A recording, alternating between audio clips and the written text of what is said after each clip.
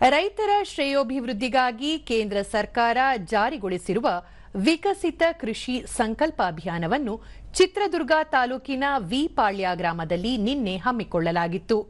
ಹಿರಿಯ ಕೃಷಿ ವಿಜ್ಞಾನಿಗಳು ಹಾಗೂ ಅಧಿಕಾರಿಗಳು ಬಿತ್ತನೆ ಮುನ್ನ ಬೀಜೋಪಚಾರ ಮಾಡುವ ಬಗ್ಗೆ ಪ್ರಾತ್ಯಕ್ಷಿಕೆ ನೀಡಿದರು. ಈ ಸಂದರ್ಭದಲ್ಲಿ ಕೃಷಿ ವಿಜ್ಞಾನ ಕೇಂದ್ರದ ಮುಖ್ಯಸ್ಥ ಡಾಕ್ಟರ್ ಕುಮಾರ್, ಕೃಷಿ ವಿಜ್ಞಾನ ಕೇಂದ್ರದ ಹಿರಿಯ ವಿಜ್ಞಾನಿ ಡಾಕ್ಟರ್ ಎಸ್ ಓಂಕಾರಪ್ಪ, ಐಸಿಎಆರ್ ವಿಜ್ಞಾನಿ ಡಾಕ್ಟರ್ ಜ್ಯೋತ್ಸ್ನಾ, ಹಿರೇಗಂಟನೂರು ಹೋಬಳಿ ಕೃಷಿ ಅಧಿಕಾರಿ ಕೆಎನ್ ಧನರಾಜ್ ಸೇರಿದಂತೆ ಅಧಿಕಾರಿಗಳು, ರೈತರು ಭಾಗವಹಿಸಿದ್ದರು.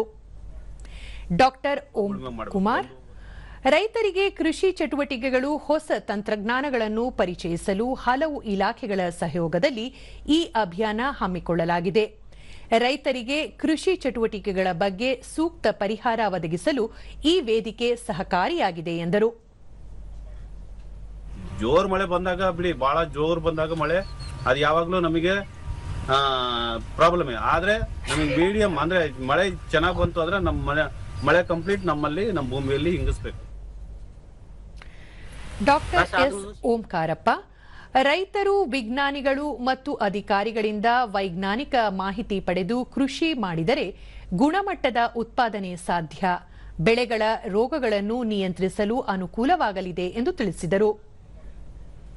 ಈ ರೀತಿ ಅನೇಕ ರೀತಿ ನುಸಿನಾಶಕಗಳಿದೆ. ಅವನ್ನ 1.5 ಇಂದ 2 ಮಿಲಿ 1 ಲೀಟರ್ ನೀರಿಗೆ ಬೆರೆಸ್ಬಿಟ್ಟು ಅದಕ್ಕೆ ಸ್ವಲ್ಪ ಗಂಟು ವೆಟ್ಟಿಂಗ್ ಏಜೆಂಟ್ ಅನ್ನು ಹಾಕಿ ಸಿಂಪಡಣೆ ಮೇಲೆ ಕೆಳಭಾಗಕ್ಕೆ ಮಾಡಬೇಕು, ಆಮೇಲೆ ಮೇಲೆ ಮಾಡಬೇಕು.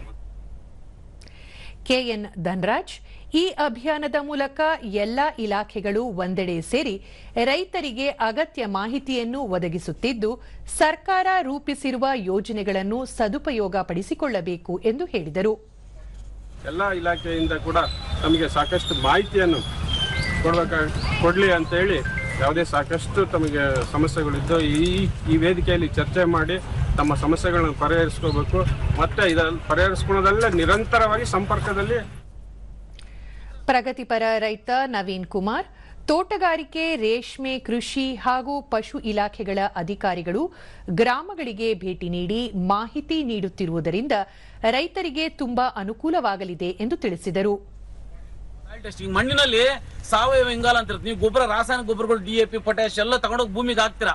ಆದ್ರೆ ಅವು ನಿಮ್ ಗಿಡಗಳು ತಗೊಂತ ಇದಾವಿಲ್ಲ ಅನ್ನೋದು ನಿಮ್ಗೆ ಗೊತ್ತಿರೋದಿಲ್ಲ.